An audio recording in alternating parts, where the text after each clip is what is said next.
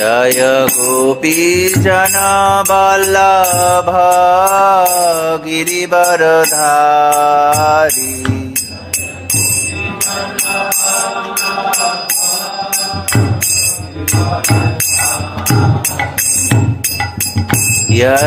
यशोदानंदन व्रज जनरंजन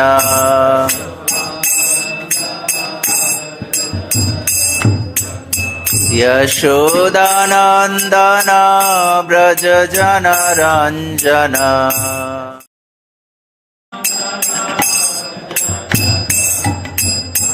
जमुना तीर वनचारी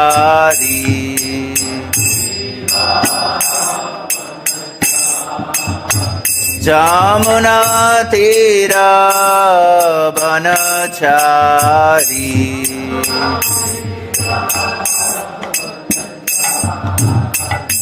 जयो राधा माधव कुंज बिहारी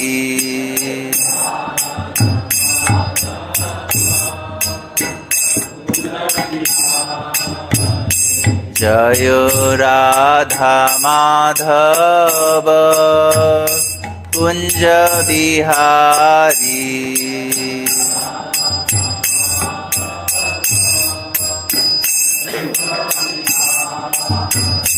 जयो कृष्ण बलराम कृष्ण बलराम कृष्ण बलराम जयो कृष्ण बलराम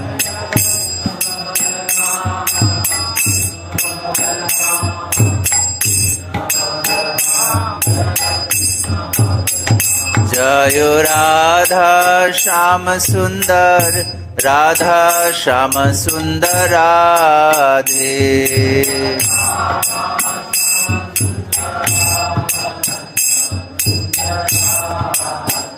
जयो गौरनिताई गौरनिताई गौरनिताई जयो गौरनिताई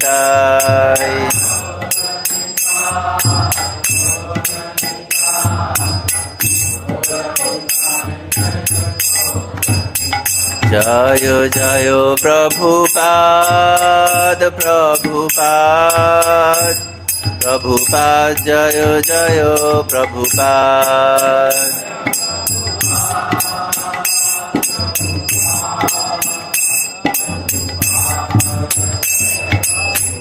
नीताई गौर हरि बोल हरि बोल हरि बोल नीताई गौर हरि बोल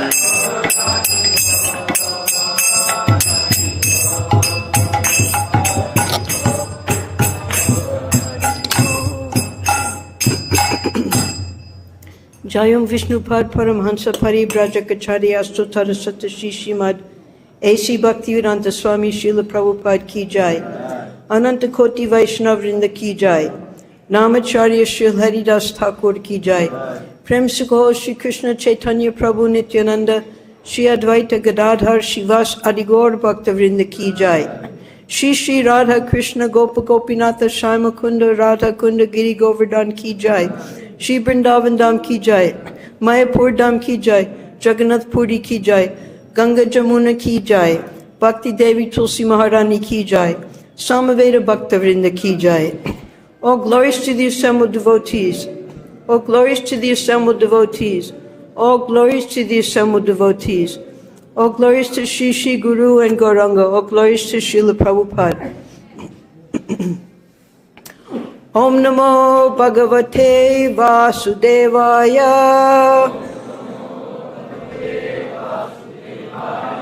Om Namo Bhagavate Vasudevaya. Om Namo Bhagavate Vasudevaya. Today we're reading from Srimad Bhagavatam, Canto 10, Chapter 70, texts 29 through 30. Tano bhavan pranata shoka harangri yukmo. padhan viyukshta vaya karma pashat yobu bujo juta matanga javiryam eko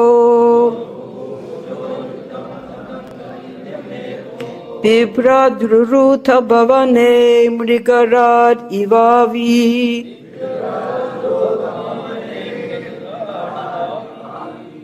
Thano bhavan pranata shoka harangri yugmo Padhan viyukshma magadha vaya karma pashat Yobu bujo juta matanga javiryam eko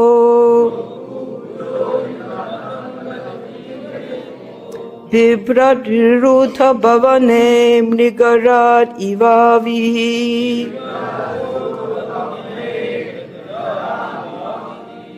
Thano bhavan pranata shoka harangri yugmo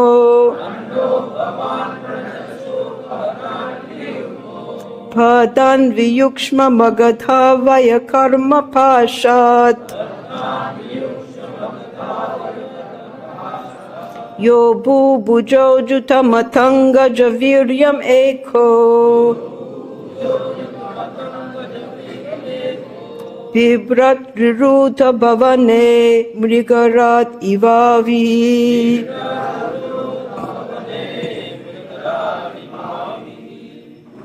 Tanno bhavan pranata shoka harangri yugmo Badhan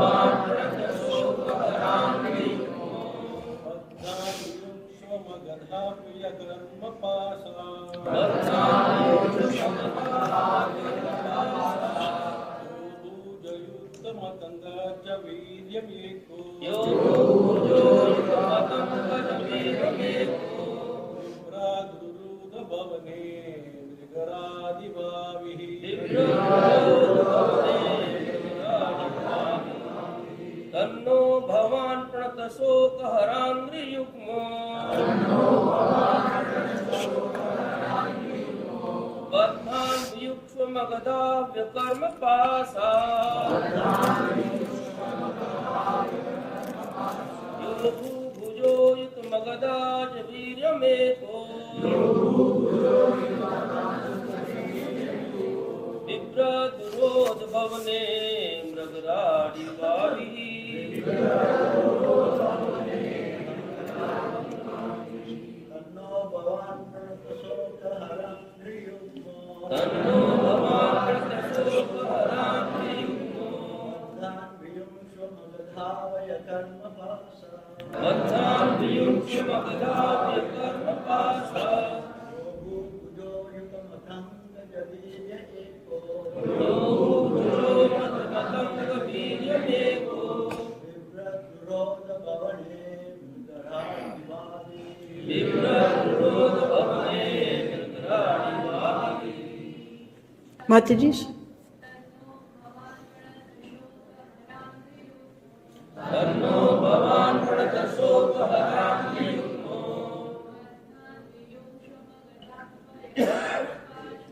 Badhan viyukshva magadha vyakarma pasa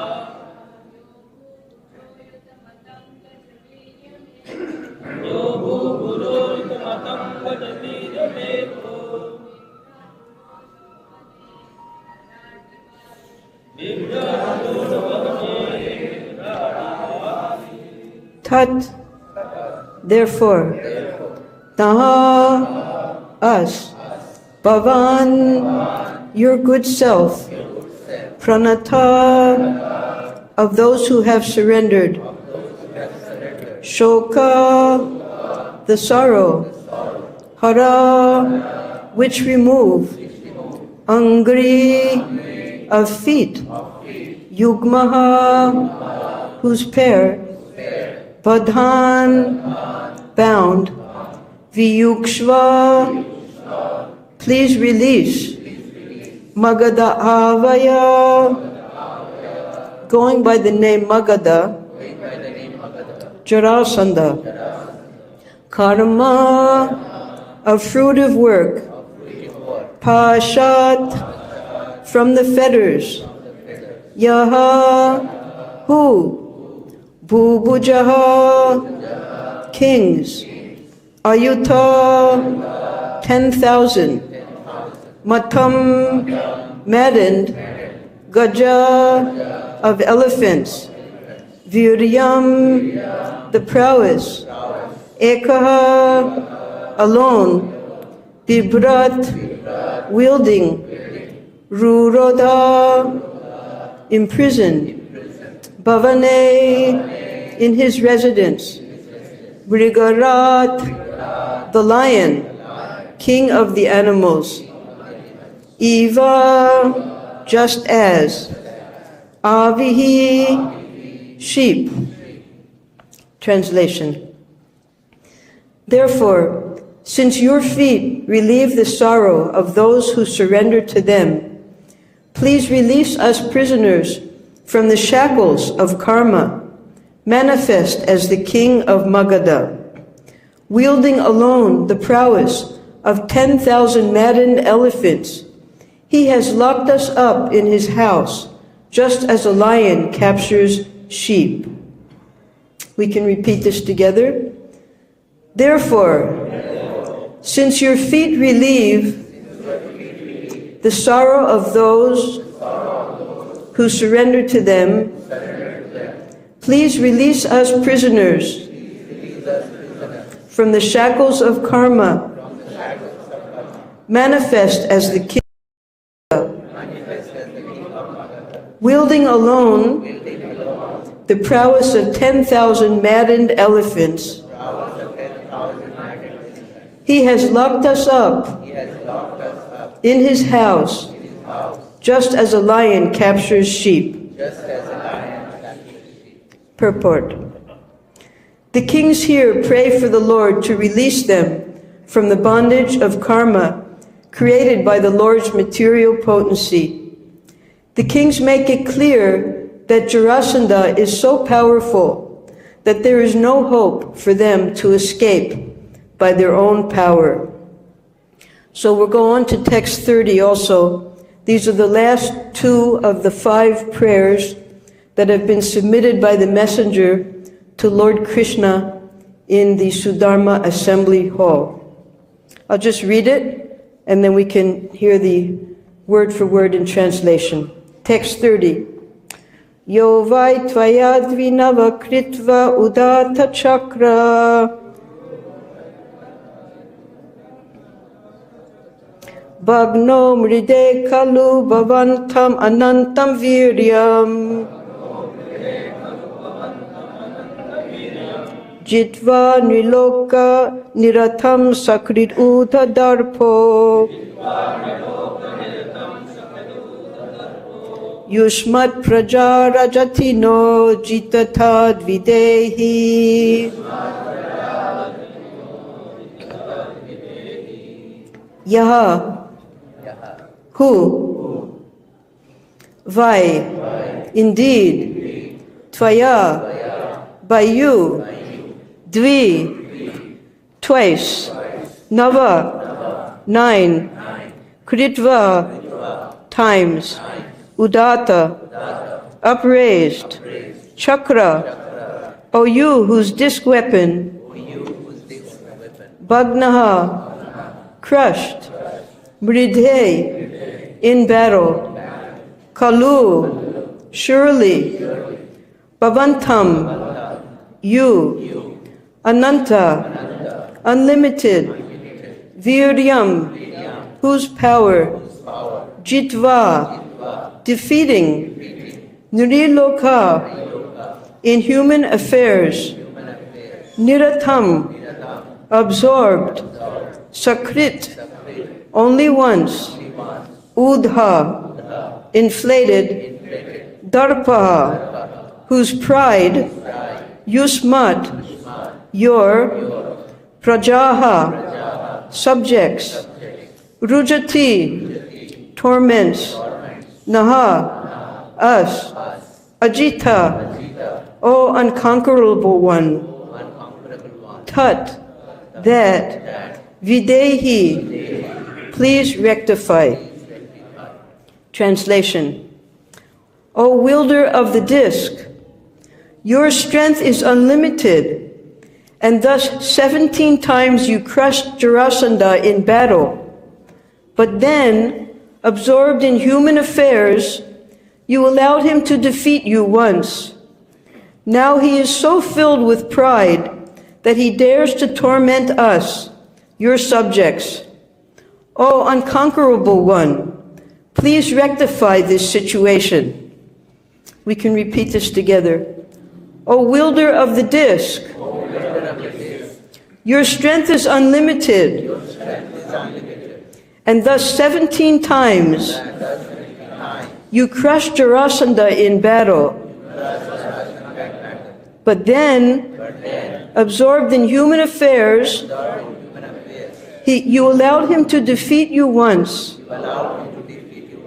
Now he is so filled with pride that he dares to torment us, your subjects. O unconquerable one, please rectify this situation. Purport. The word nṛpa-sukhaṁ indicates that the Lord was absorbed in playing within the world of human beings. Thus, while acting like a human king, he allowed Jarasandha to be victorious in a single battle after the Lord had crushed him 17 times. The kings here imply that Jarasandha is especially harassing them because they are souls surrendered to Lord Krishna. Therefore, they beg the Lord, O you who hold the chakra weapon high, please make the proper arrangement. Srila Prabhupada expresses the king's feelings as follows. My dear Lord, you have already fought with Jarasandha 18 times consecutively, out of which you have defeated him 17 times by surpassing his extraordinary powerful position. But in your 18th fight, you exhibited your human behavior, and thus it appeared that you were defeated. My dear Lord, we know very well that Jarasandha cannot defeat you at any time, because your power, strength, resources, and authority are all unlimited. No one can equal you or surpass you. The appearance or defeat by Jarasandha in the 18th engagement is nothing but an exhibition of human behavior. Unfortunately, foolish Jarasandha could not understand your tricks, and he has since then become puffed up over his material power and prestige. Specifically, he has arrested us and imprisoned us, knowing fully that as your devotees, we are subordinate to your sovereignty. Om Ajnana Timurandasya Gyananjana Salakaya Chakshurunmilitam Jena Tasmai Shri Gurave Namaha Shri Chaitanya Manobishtam Stapitam Jena Bhutale Swayam Rupa Kadamayam Dadati Svapnāyitam Nama Om Vishnu Padaya Krishna Prasthaya Bhutale Shrimate Bhaktivedanta Swami Iti Namine Namaste Saraswati Deve Gauravani Pracharine Nirvishesha Sunyavadi Paschatya Deshatarine Jai Shri Krishna Chaitanya Prabhu Nityananda Shri Advaita Gadadhar Shivas Arigaur Bhaktavrinda Hare Krishna, Krishna Krishna, Hare Hare, Hare Rama, Rama Rama, Hare Hare. So today we're coming to the last two prayers submitted by the kings. How many kings? It'll be stated later in chapter 71. There were 20,800 kings who had been imprisoned in a cave, a dark cave within the Girivraja kingdom. It was called Giridroni, that cave. And these kings, this entire Leela, it goes through many, many chapters of the 10th canto, because we can remember it all began when Kamsa first heard the omen from the sky that the 8th child of your sister, who you're so foolishly carrying in the chariot, will kill you.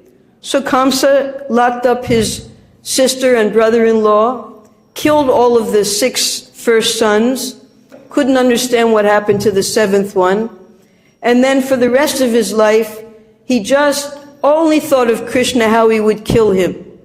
Krishna finally came to Mathura, killed Kamsa. Balaram killed all of his brothers.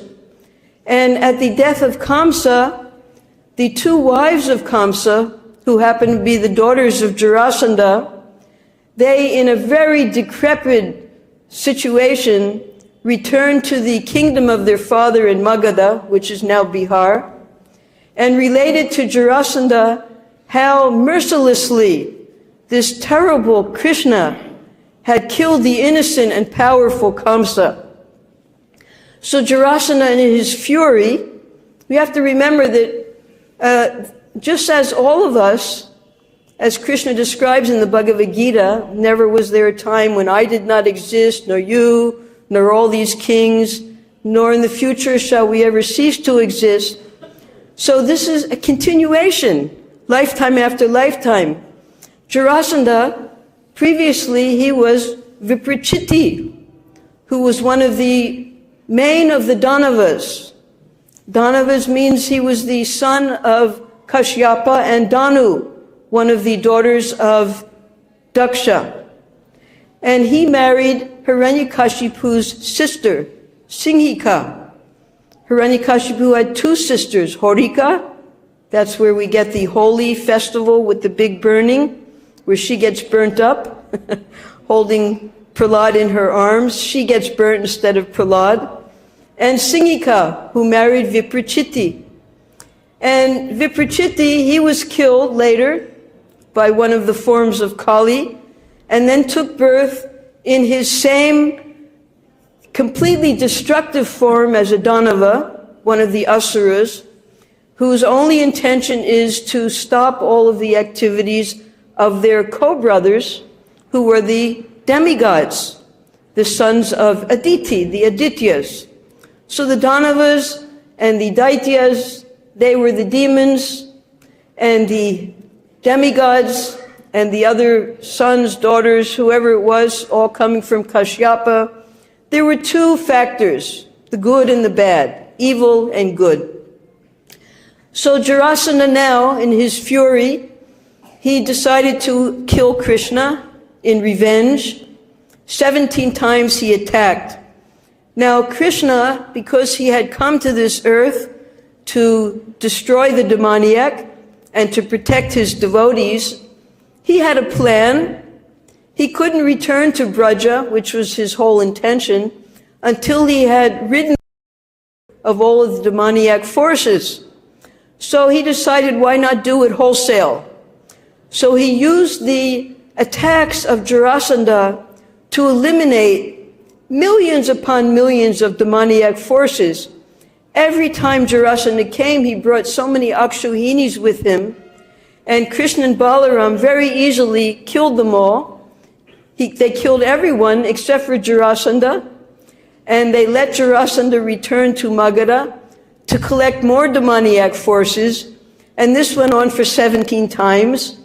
Finally, the 18th time, by that time, Rukmini had written a beautiful love letter to Krishna, and he, expecting that Jarasandha would come again, also hearing that Kalyavana was coming from the south to attack. So Krishna, having 2 people attacking at the same time, that was when he transferred all of the inhabitants, everyone, all of the wealth, everyone, to Dwarka. So by that time, Mathura was completely empty. First Kalyavana came, and he defeated Kalyavana with the help of Muchukunda, because he didn't want to touch Kalyavana. And Kalyavana, bringing his millions of mlecha soldiers with him, there was a lot of booty. So he collected all that booty from the battlefield, stockpiled it up on the camels and carts and everything, was going to take that to Ugrasen. And then along comes Jarasandha. This time, he was so determined to kill Krishna, he brought 23 Akshohinis with him. But Krishna had another, he was busy. He had received this love letter, and now everyone was in Dwarka, and he wasn't interested in fighting. So he and Balaram, they very artistically fled the battlefield, and they went to the Pravarshana mountain, very high mountain in Gujarat. And as if appearing that they were fleeing, they went atop this mountain, and Jarasandha couldn't find their footprints anywhere. He didn't know where they were, but he assumed that they were at the top of the mountain. So he lit the whole mountain on fire, and he, just by assumption, he believed that Krishna and Balaram were now dead, and he had won. And he was so proud, and by that time, because Mathura was already empty, you would think that after all those fights, he had finally so-called won, he would come and capture Mathura. He wasn't interested. Mathura is a holy place. Mathura comes from the spiritual world. How could he possibly take over Mathura? So he just left Mathura and went back to his demoniac kingdom in Magadha. Now, while he was collecting all these Akshohinis, there were some kings who would not cooperate with him. Because where was he going to get all of these Akshohinis? He had to capture them from the kings who were in his area and take the soldiers and the armies and the cavalry from those kings. So some kings, being devoted to Lord Krishna, refused to cooperate with him. They would not give their soldiers to Jarasandha. So now that Jarasandha was victorious, he took his revenge on these kings. And he had decided, just as with the devotees, Yudhisthira on the other side in Hastinapur, Indraprastha, he was deciding to make the most elaborate of all yagyas, the, what's it called? The Rajasuya sacrifice. So he was arranging that his brothers went and he took tax and took affinity from all of the kings. And he sent Narada at the same time that the messenger came, inviting Krishna to come for the Rajasuya sacrifice. So the devotees, they do everything according to the Vedic principles in order to please the Supreme Lord. In fact, the whole purpose of the Rajasuya sacrifice was going to be so that everyone could take shelter of Krishna there if he would come. On the other hand, Jarasandha, being a great devotee of Lord Shiva, and one of the most ferocious aspects of Lord Shiva is Mahabhairav. He's worshipped in Ujjain, many different places. Very fearsome. He holds a danda. And Jarasandha, he decided that he would perform a great sacrifice, and he would sacrifice 100,000 kings to Mahabhairava. So therefore, he was collecting one by one all of these kings who had not surrendered to him. By that time, during this Leela, already 20,800 kings had been stuffed into the cave in Girivraja, and he was still collecting more kings. So now the messenger, somehow or other, he was able to get this message from the kings, and the kings, in their supplications to Krishna, they admitted that they were not actually surrendered souls yet.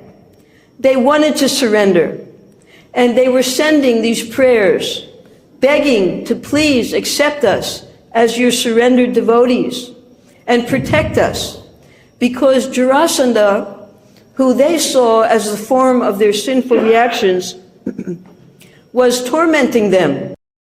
If they were surrendered souls, then certainly Krishna would protect them. So now Krishna, he was in a dilemma because we had just heard at the beginning of this chapter about his daily activities.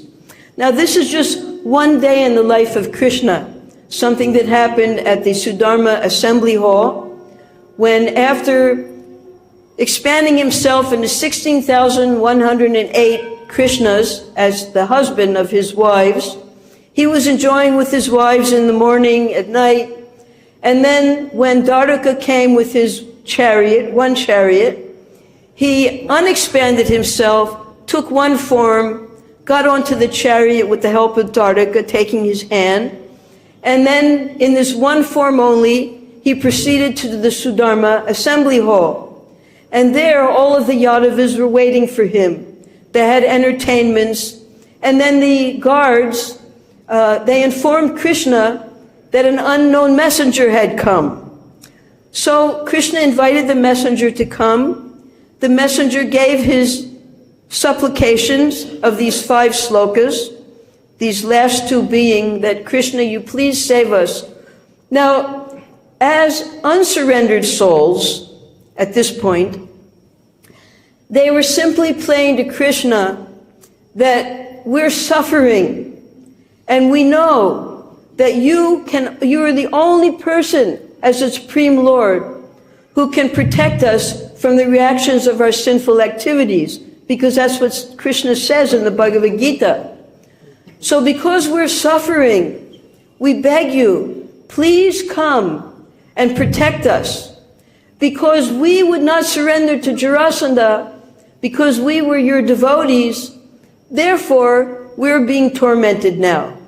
So Krishna felt very much obliged to help these kings. But at the same time, when Narada Muni came with his request and invitation from Yudhisthira, he didn't know who to please. Now the Yadavas who were in the assembly hall, they were more interested in saving the kings. They were Kshatriyas. They themselves were completely surrendered souls to Krishna. And they saw that these kings, because they took shelter of Krishna, they should get first choice. That Krishna should go and protect these kings. But then because of Narada Muni, because of the request of Yudhisthira, he left it up to his minister, Uddhava. Now Uddhava, he understood that Krishna didn't need his counsel, but he was just trying in the guise of a prince in Dwarka, he was taking his counsel, and Uddhava gave the best counsel, that you can accomplish both things. First of all, Yudhisthira cannot perform his Rajasuya sacrifice until Jarasandha is killed. So therefore, your first responsibility is to kill Jarasandha. Now, how are you going to kill Jarasandha? Because he's so powerful, it says here, 10,000 maddened elephants, he had that much strength. Even one maddened elephant can destroy a whole village. What to speak of 10,000? So Uddhava recommended that the only person suitable match is Bhima. And it was true, because when Krishna went in disguise as a Brahmin, we'll read later, with Arjuna and Bhima, Jarasandha, he told Krishna, he couldn't recognize Krishna, Arjuna, and Bhima at first. Krishna very openly told him, I am your enemy, Krishna. This is Bhima. This is Arjuna. We have come not to beg food from you. We want to fight with you. So Jarasandha, he said, well, I'm not going to fight with you, Krishna. I already know you're a coward. I already defeated you. And Arjuna, he's just a sham. He just holds his bow, but he doesn't do anything. But Bhima, he is worthy of fighting with. So he also chose that he would fight with Bhima. And there was a wonderful 28-day fight. They were equally matched. They were equally powerful. Bhima also had the power of 10,000 elephants. And Bhima, by the 28th day, he went to Krishna in the evening. He said, I don't know how to defeat him. We're equal. And then Krishna told him the secret of Jarasandha's birth. And he took a little grass and split it in half. And then Bhima could understand what to do the next day. That day, he split Jarasandha in half, but the halves were right near each other, so they went back together again. So then he split him, and this time threw one in one direction, one in the other direction, and they couldn't reform. So then it was all over. Now all of the residents of Girivraja, they were grieving and crying, alas, alas, our king has been murdered. But Krishna, he was very happy. He went into the palace and he started to look for the kings. And he couldn't find them anywhere. And then finally he found them in this dark cave. They had been in there for a long time. There are other prayers that they have given describing the miseries of being locked. You can imagine 20,000 people locked in a dark cave for years now, starving, thirsty, in rags, miserable. They were describing heaps of stool, because where else? They had a whole mountain of stool of these 20,800 kings. They had to live with that. So it was a terrible situation for these kings. So when Krishna revealed himself to these kings and he saw their miserable condition, it's just like if you see your own child in a miserable condition, it brought tears to his eyes. He felt so compassionate towards these kings, all of the suffering they had undergone just because they wouldn't surrender to Jarasandha. And the kings, when they finally got to see Krishna, they were so delighted. All of their senses, they were drinking, hearing, smelling, all of the different qualities of Krishna. And they started to offer beautiful prayers to him. How only you could have done this, only you could have saved us. And finally, they broke into, you can imagine what a beautiful Sankirtan this was. They broke into beautiful Harinam Sankirtan. Krishnaya Vasudevaya Haraye Paramatmane Pranatha Klesha Nashaya Govindaya Namo Namaha. Very famous prayer that these kings have uttered to Krishna. And this famous prayer, the same word is used in the first sloka, pranata, that we read today, because they wanted to surrender to Krishna. And now they were able to personally surrender to him. Right in front of him, Govinda, Govinda, Namo Namaha. Again and again, we offer our prayers to you. Now, in the beginning of this chapter, we had heard about Krishna. He displayed, as a king or a prince in Dwarka, the perfect, ideal life of a kshatriya. How one rises early in the morning, performs so many religious activities, giving in charity, then going to the assembly hall, protecting his subjects. And therefore, he had given an example of how the Kshatriya kings should live. So now that the Kshatriya kings had been surrendered and saved by Lord Krishna began to speak so sweetly to these kings. And he gave them instructions. He did not tell them to take sannyas. He did not tell them to simply meditate on me and give up all of your worldly activities. No, these were Kshatriyas. And therefore, he instructed them, you return to your kingdoms, you produce progeny, you rule all of your subjects, and you make them all into devotees. And manmana bhava madbhakto madhyaji mam namaskuru. He told them to do these 4 things. You always think of me, become my devotee, you worship me, and you offer obeisances unto me. And you teach all of your family members and your subjects to do the same thing. Now, Uddhava, when he was convincing Krishna that you should first save the kings before you perform the Rajasuya sacrifice, he described the plight of the queens of these kings, and he compared them to the gopis. Now, the queens, they presented prayers to Krishna, and they told their children, because the children were all crying for their fathers, when will daddy come home? But they were locked in the prison. And the wives would tell the children that Krishna will come and save them. You just wait. So the wives also had full faith in Krishna. And Uddhava compared them to the gopis when Shankachuda had stolen them. And the gopis were just praying to Krishna that you please save us. Kill this Shankachuda. And surely Krishna saved them. He killed Shankachuda, and the gopis were able to return to Krishna. So these wives were also great devotees. And therefore Krishna sent all of these kings back to their kingdoms so that everyone could become a devotee by the example of these kings who were now fully surrendered. So this is the gamut of this Leela that crosses over many, many chapters in this 10th canto. And we can understand that the supreme end and goal of this entire pastime is Sankirtan, with this beautiful verse of glorifying Krishna.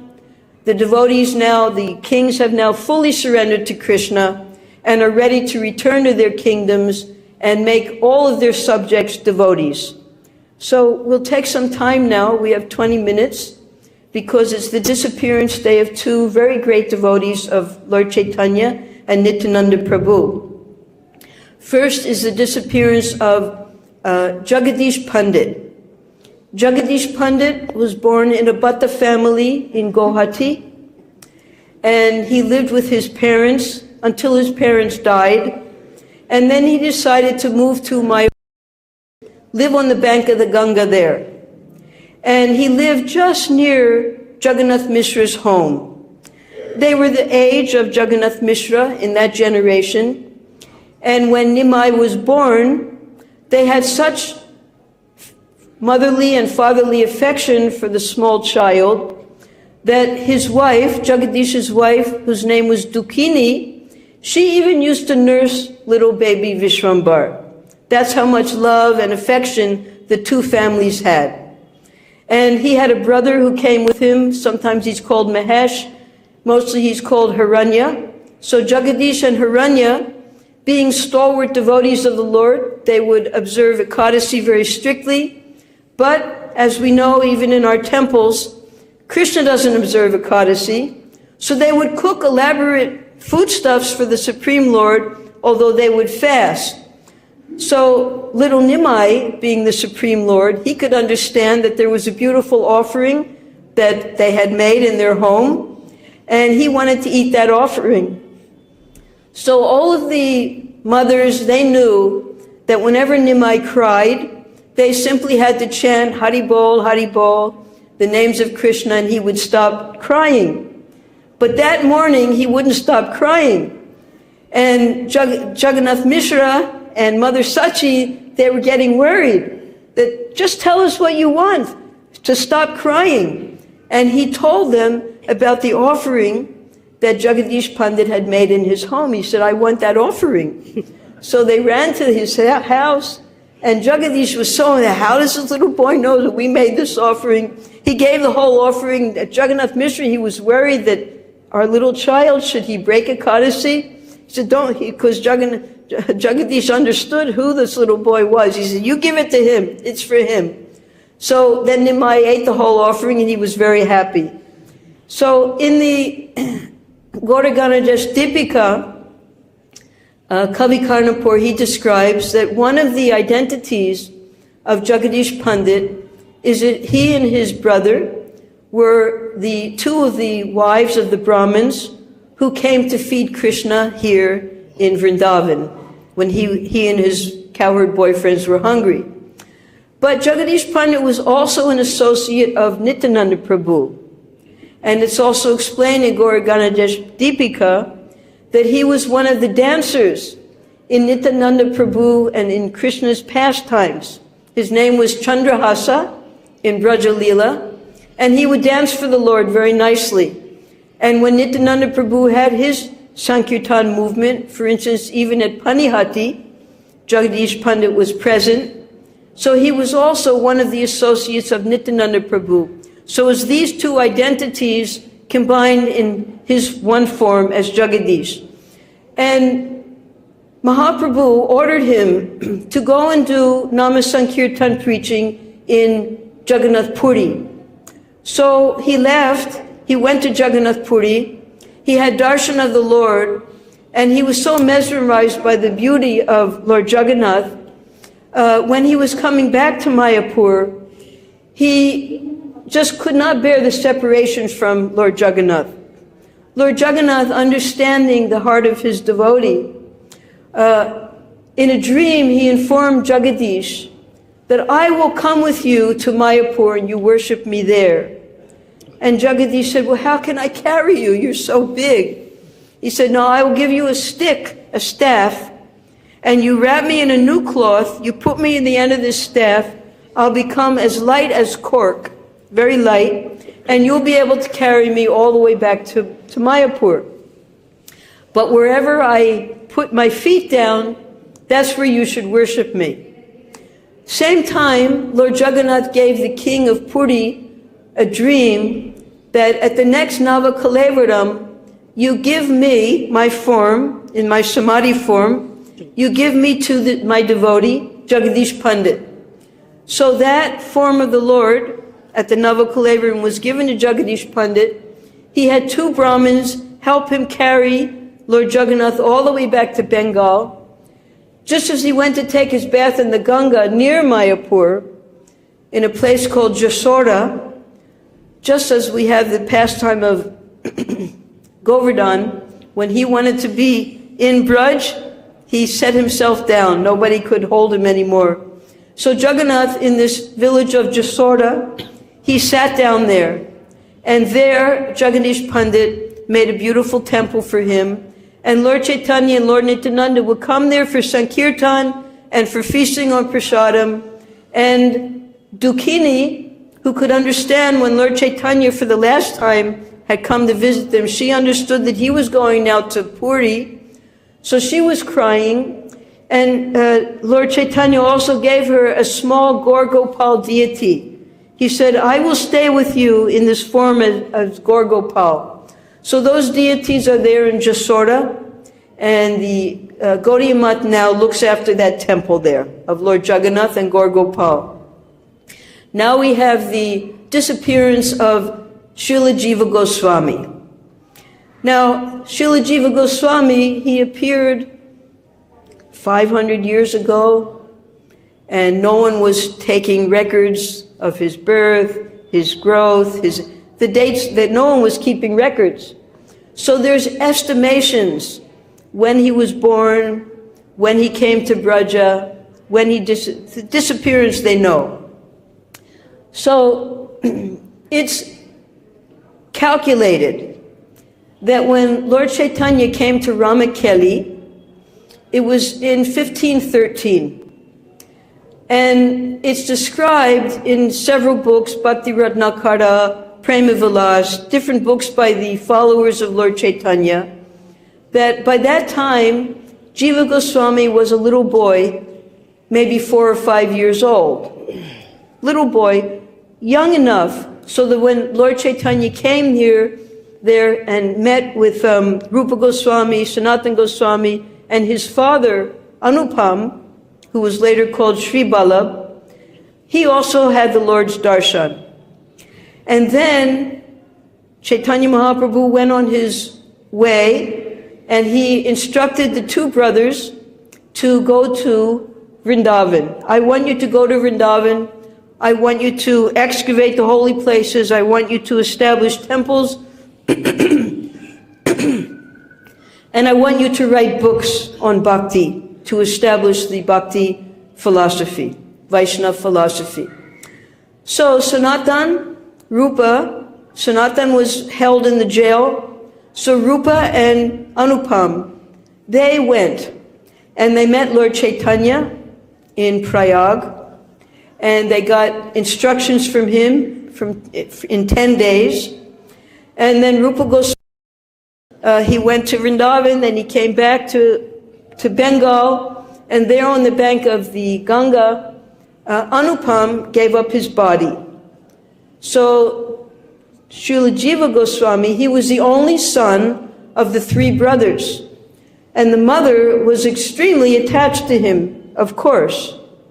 So she would not let him join her uncles, his uncles. Although from the time that he saw Chaitanya Mahaprabhu, saw the example of his uncles, he wanted to renounce everything, even as a young child, and join his uncles. But she wouldn't allow him. So she kept him at home, and he became a great scholar, like a prodigy genius in his childhood. He could understand and memorize all of the Shastra, but he had to figure out a way to join his uncles in Vrindavan. So he told his mother, I went to visit my maternal home in Fatehabad, and she gave him permission. And as soon as he left the house, because all of they traveled by boats in those days, he convinced the boatman to take him instead to Navadvip. So in that way he escaped. His mother died when he was 20 years old. And he came to Navadvip. And there he met Nityananda Prabhu, who was staying in the home of Srivas. And Nityananda Prabhu was so happy to see the nephew of Rupa and Sanatan. He put his foot on Jiva's head, and he took him to all of the holy places of the Adi Leela that Chaitanya Mahaprabhu had exhibited while he lived in Navadvip. He got to meet Sachi Devi and Vishnu Priya. They cooked for him, and he took complete shelter of Nityananda Prabhu. When Jiva Goswami was a young boy, he used to worship Krishna and Balaram deities. And he would keep these deities with him everywhere. Even at night when he slept, no one could separate these deities from him. And sometimes in seclusion he would play with them, sometimes with his friends, he would enact pastimes with them. And when he met Nityananda Prabhu, he understood that you are actually Balaram, my worshipable Lord, and I take full shelter of you, and I know of your supreme potencies. So Nityananda Prabhu, he gave all blessings to Jiva Goswami. And Jiva Goswami, he supplicated to him at that time that you've shown me all of the Adi Leela places in Navadvip. Now you please allow me to go to Jagannath Puri to see the Antya Leela places. And Nityananda Prabhu said no. He said, your family has been given the place of Vrindavan by Sri Chaitanya Mahaprabhu. You must go there immediately and assist your uncles. And on the way, you have to stop at Kashi, at Varanasi, because there is the favorite disciple of Sarvabhauma Bhattacharya. His name is Madhusudan Vachaspati. And you must learn Vedanta from him, because he is from Sarvabhauma Bhattacharya, because Sarvabhauma Bhattacharya, he was the leading of the Nyaya and Advaita Vedanta philosophy. He trained all of the Mayavadi philosophers in Vedanta. But after meeting Chaitanya Mahaprabhu, he became a Vaishnava, and he taught Madhusudan Vachaspati the Vedanta according to, excuse me,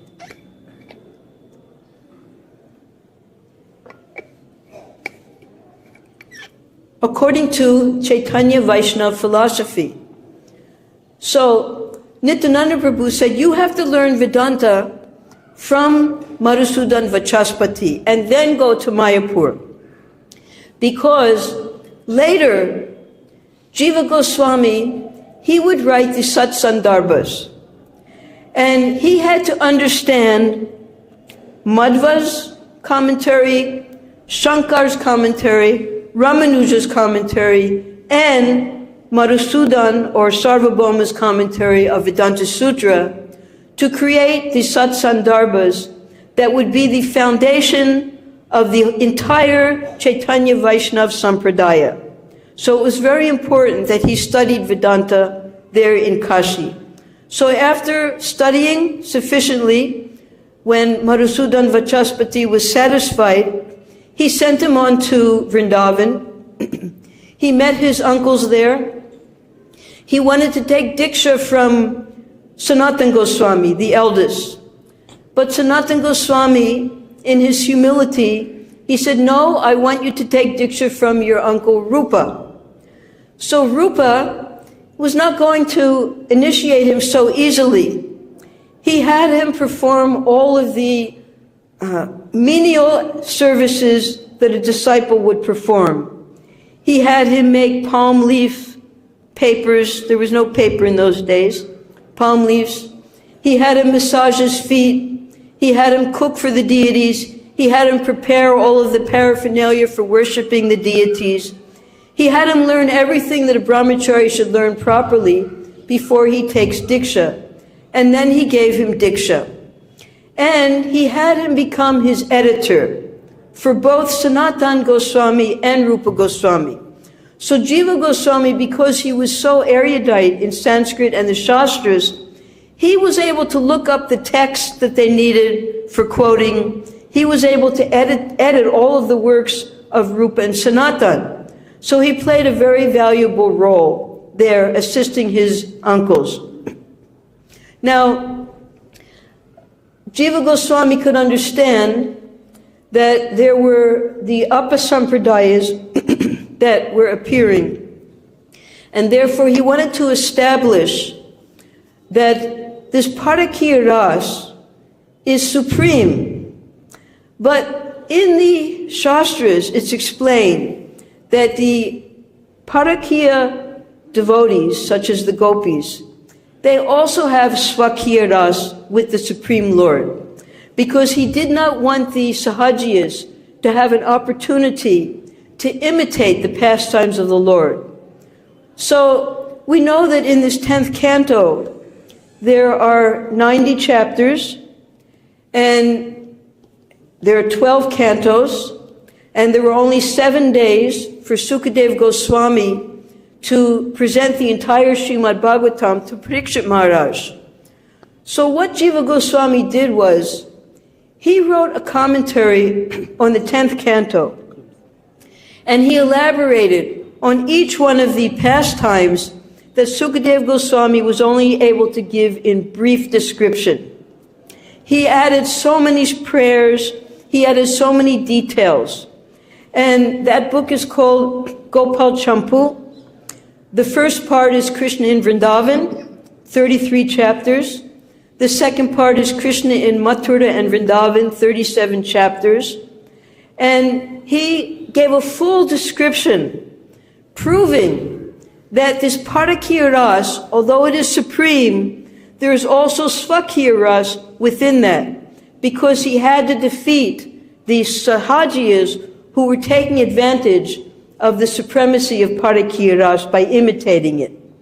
So he is glorified for that purpose, for being able, by Shastric evidence, being able to prove that Radha and Krishna are eternally married in Goloka Vrindavan.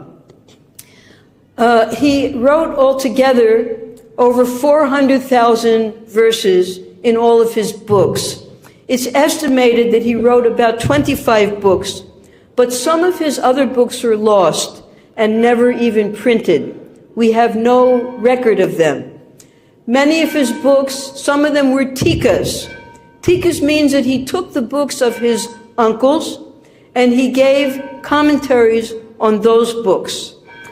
Of the 6 sandarbhas, the Tattva Sandarbha, the Bhagavad Sandarbha, the Paramatma Sandarbha, and the Krishna Sandarbha, the first 4 sandarbhas they describe the sambandha with the Supreme Lord.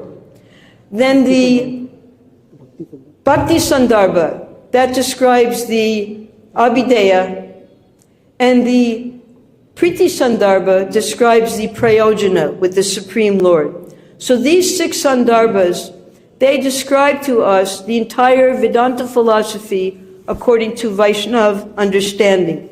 And then he made a 7th Sandarbha called the Krama Sandarbha, and that is a commentary on the entire Srimad Bhagavatam. So Jiva Goswami, after his 2 uncles left this world, he became the acharyas of all of the Vaishnavas throughout the world. And he was the one who started Sankirtan and book distribution, because Rupa and Sanatan were very busy in their writing and their other duties. So he trained Shyamananda, Srinivas, and Narottam as his students, made copies of all of the books, put it on a bullock cart, and sent them to preach in Orissa and Bengal. And there's a very long story of how in Vishnupura these books were stolen, thinking that the king thought that they were great treasures. He understood then. He became a disciple of Srinivasacharya. Now the whole time Jiva Goswami was directing the 3 preachers from a distance and telling them how to carry on. So he led the Vaishnavas throughout his life. He lived here in Vrindavan for approximately 65 years. He was also able to meet Akbar. Akbar was so impressed by his devotion that he allotted to him 130 bighas for the Govinda Dev temple. And then one of the servants of Akbar, named Alisha Chaudhary, he purchased the land on which the Radha Damodar temple was built. So he was able to get the patronage of the Mohammedan king at that time, who was right here in Agra, and they had very good relations. That's how the first 4 temples were built: Jul Kishore, Madan Mohan, Gopinath, and Govindaji, all under the patronage of Akbar at that time. So we owe a great deal to our previous Acharya of Srila Jiva Goswami, and on this day we pray for his blessings that we can continue his mission of Sri Harinam Sankirtan and book distribution. Hare Krishna. Jai.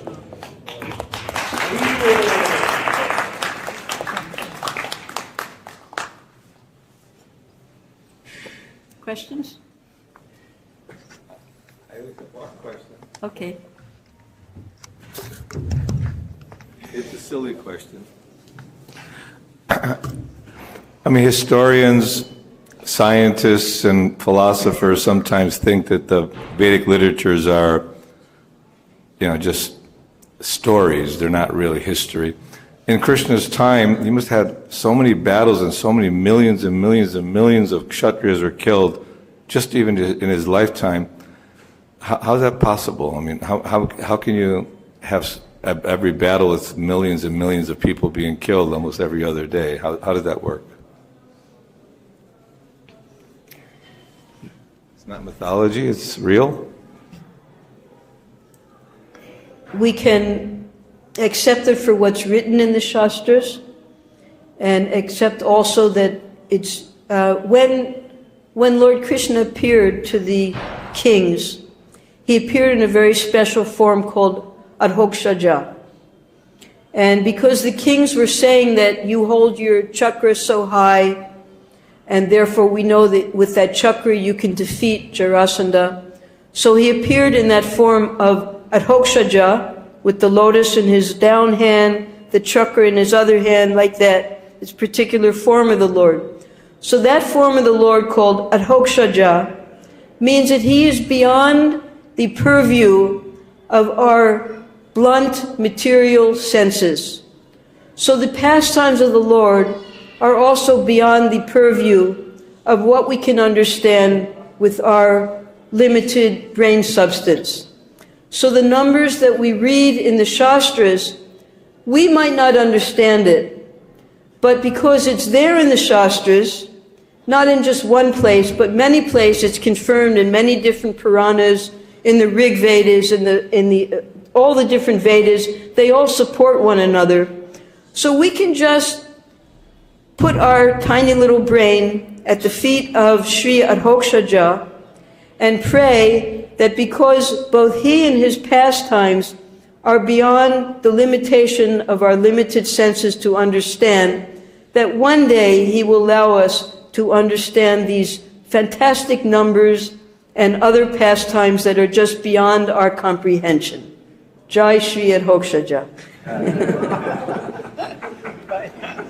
Jai tiny brains.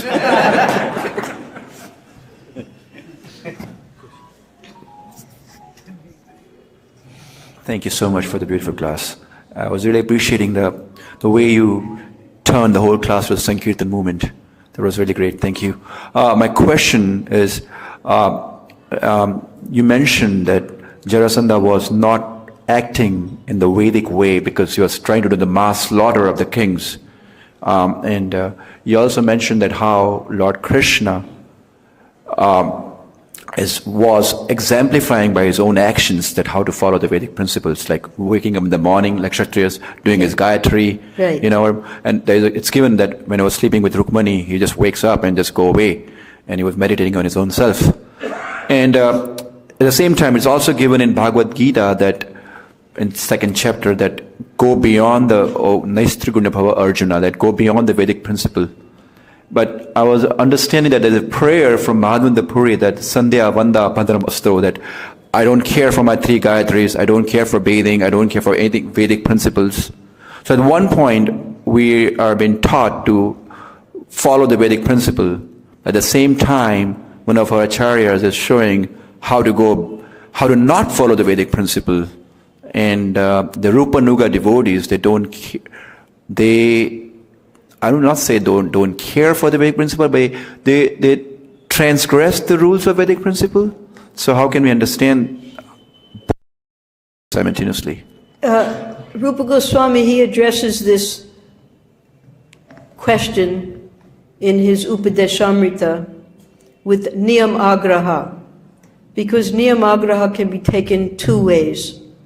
Niyam agraha can mean that we are too attached to following the rules and regulations.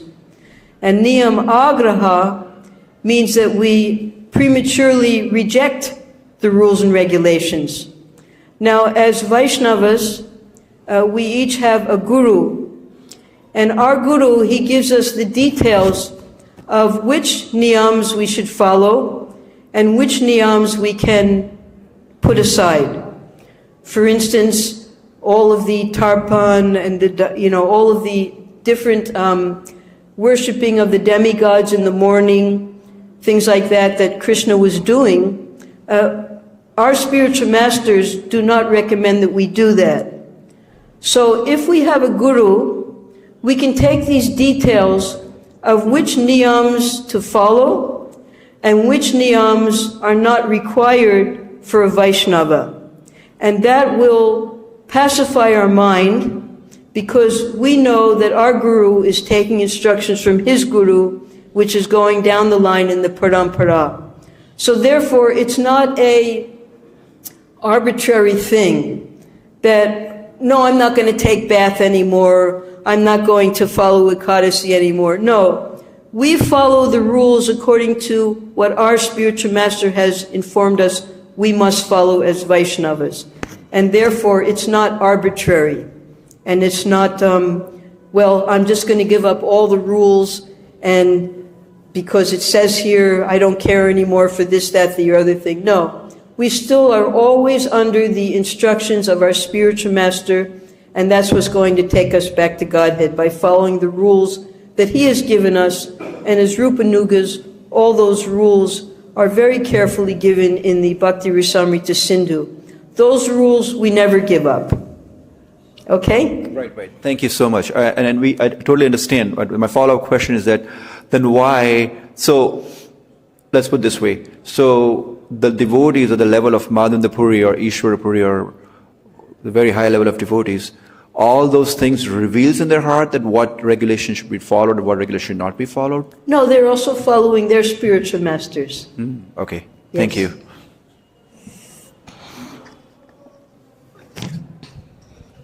Hare Krishna Mataji, thank you so much. Wonderful class. Jai Srila Prabhupada. Just a reflection, not a question really, because the question that Panchagoda Prabhu asked was very intriguing to my mind from a tiny brain. Sometimes we are told that, in Bhagavatam or in any other Puranas, it's not necessary it has to be in a chronological order. That there can be some overlap of Krishna's Leelas in different kalpa of Brahma also. So sometimes we feel that how come so many things have happened? Like even in the case of Varaha, Shweta Varaha, Rakta Varaha and all that. So it's happening in different kalpas of Brahma and it is just presented. So which happened when, what is not our concern. That's what I understand.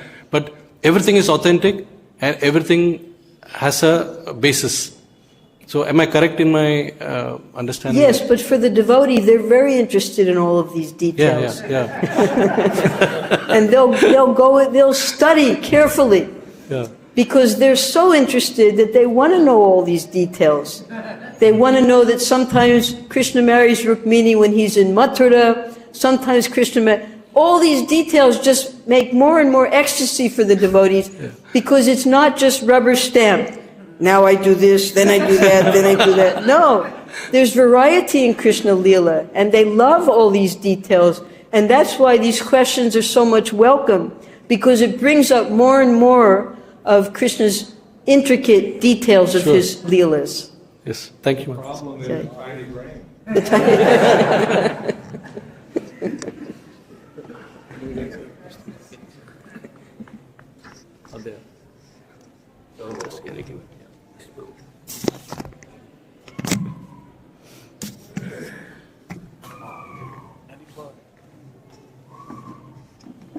What do the modern Muslims think of Akbar? And Akbar seemed to set a wonderful example of, seeing the essence of religion or something. And I just don't know much about Akbar, if you could say something. Yes, Akbar was exemplary amongst all of the Mughal rulers. And just as in Vaishnavism, or let's say in Hinduism, there's so many different schools and they don't all agree with one another, and some are quite radical and some are quite liberal. So it's the same in all religions of present day, that some people will be radically against what Akbar did, and other people, we have Muslims serving right in our temple from the very beginning, helping us, the people who make the deities' outfits, the people who carve the deities, they're all from Muslim families. So again, you'll have that gamut of anyone can be a devotee of Krishna. And even a great emperor, he can facilitate Vaishnavism because Krishna is also in his heart.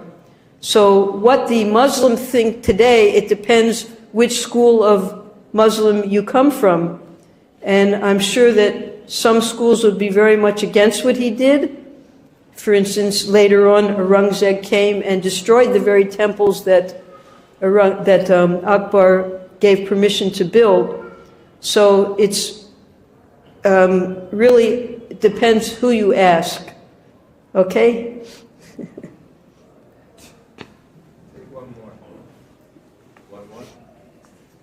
There's